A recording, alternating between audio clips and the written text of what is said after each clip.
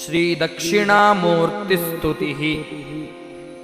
मौनव्याख्या प्रकटितपरब्रह्मतद्वं युवानं वर्षिष्ठान्ते वसदृशिगणैरावृतं ब्रह्मनिष्ठैः आचार्येन्द्रं करकलितचिन्मुद्रमानन्दमूर्तिम् स्वात्मारामं मुदितवदनं दक्षिणामूर्तिमीडे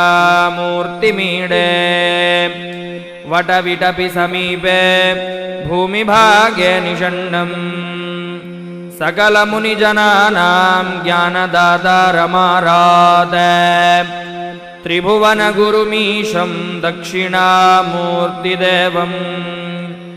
जननमरणदुःखश्छेददक्षन्नमामि।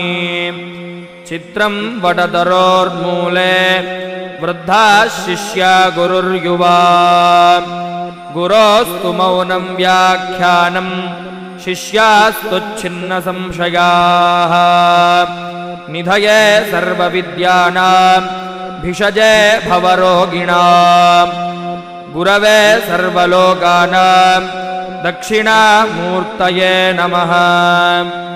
ॐ नमः प्रणवार्थाय शुद्धज्ञानैकमूर्तये निर्मलाय प्रशान्ताय दक्षिणामूर्तये नमः।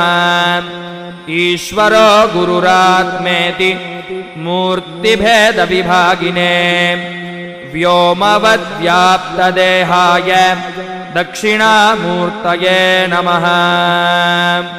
इति श्री दक्षिणामूर्तिस्तुतिः।